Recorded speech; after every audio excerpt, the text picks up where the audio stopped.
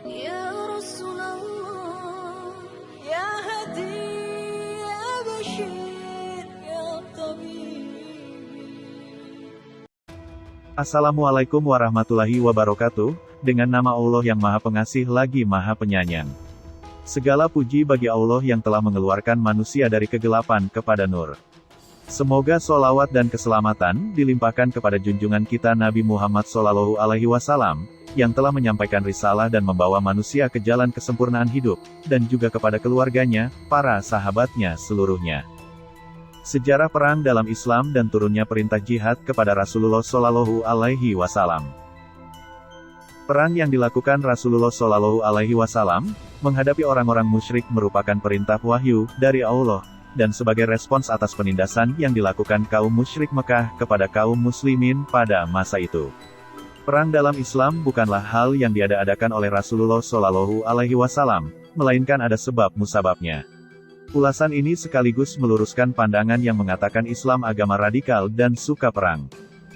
Justru, Islam yang dibawa Nabi Muhammad SAW adalah agama rahmatan lil alamin, yaitu agama yang membawa rahmat dan kemaslahatan bagi semesta alam. Untuk diketahui, sejak awal sejarah kehidupan manusia sebelum diturunkannya kitab Injil dan Al-Quran, manusia sudah sering terlibat perang. Namun, perang dalam Islam prinsipnya adalah mempertahankan diri dan untuk menegakkan serta membela kalimat Allah. Islam tidak pernah menyerang musuh lebih dahulu. Perang yang dilakukan Rasulullah SAW adalah perintah wahyu dari Allah Azza wa Jalla. Apa yang dilakukan beliau bukan kemauan hawa nafsunya. Ucapannya, Rasulullah itu tiada lain hanyalah wahyu yang diwahyukan kepadanya. Quran Surat An-Najm ayat 3-4. Turunnya perintah perang dalam Sirah Nabawiyah karya Ibnu Hisham diceritakan, sejarah perang dalam Islam bermula dari turunnya wahyu kepada Nabi Muhammad SAW. Sebelum terjadinya Bayat Al-Aqobah, Rasulullah SAW tidak diizinkan berperang dan darah tidak dihalalkan bagi beliau. Beliau hanya diperintahkan berdakwah di jalan Allah, bersabar terhadap semua gangguan dan memaafkan orang-orang jahiliyah. Ketika itu, orang-orang kafir Mekah menyiksa kaum muslim muhajirin yang mengikuti Rasulullah SAW hingga mengeluarkan mereka dari agama mereka dan mengusirnya dari negeri mereka. Kaum muslimin Mekah hidup dalam siksaan sehingga ada yang lari ke negeri-negeri lain. Di antara mereka ada yang lari ke Habasyah, ada yang ke Madinah dan ke negeri-negeri lainnya. Ketika orang-orang kafir Quraisy semakin membangkang, mendustakan Rasulullah SAW, menyiksa dan mengusir umat muslim, maka Allah mengizinkan Rasul-Nya berperang melawan orang-orang kafir yang menzalimi dan menindas kaum muslimin. Ayat pertama yang turun kepada Rasulullah SAW terkait izin perang melawan kafir Mekah tersebut yaitu Quran Surat Al-Hajj 39-40. Artinya, telah diizinkan berperang bagi orang-orang yang diperangi, karena sesungguhnya mereka telah dianiaya.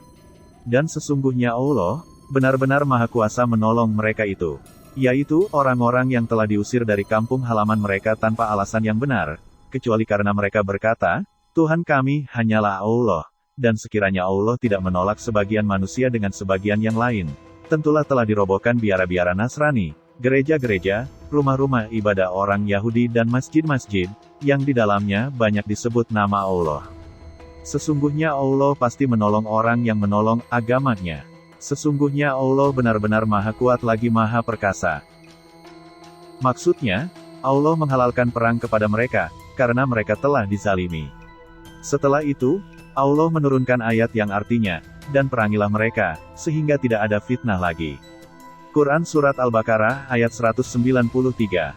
Selama 13 tahun di Mekah Allah membela orang beriman dengan menguatkan hati mereka untuk bersabar menghadapi hinaan, boikot, pengusiran, dan pembunuhan yang dilakukan orang-orang kafir.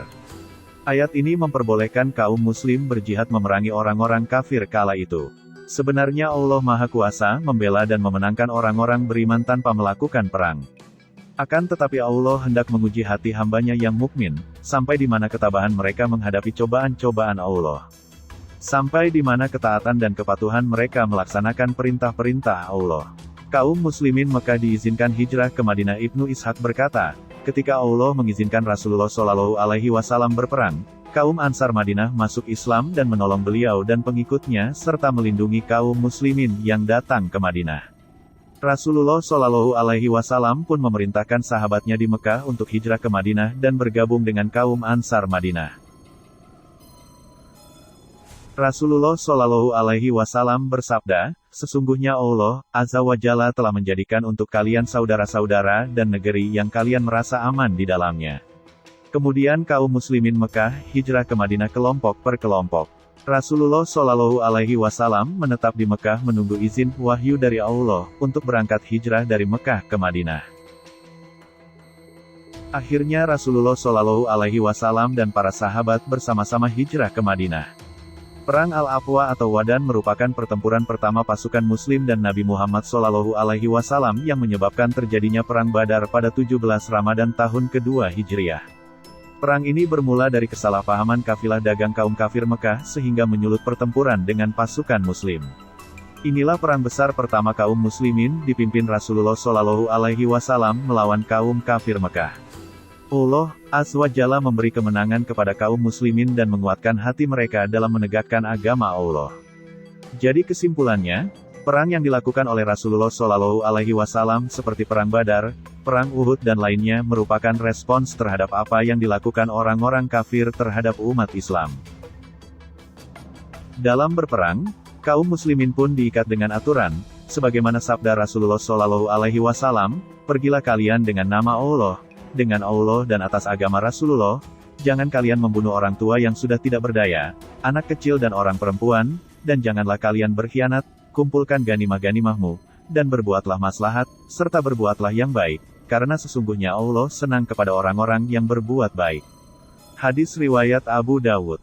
Kisah ini telah diterbitkan di halaman sindonews.com. Demikian kiranya yang bisa saya sampaikan, kurang lebihnya saya mohon maaf jika ada salah kata yang terucap, dan atas perhatiannya saya ucapkan terima kasih yang sebesar-besarnya. Akhir kata, saya ucapkan wassalamualaikum warahmatullahi wabarakatuh.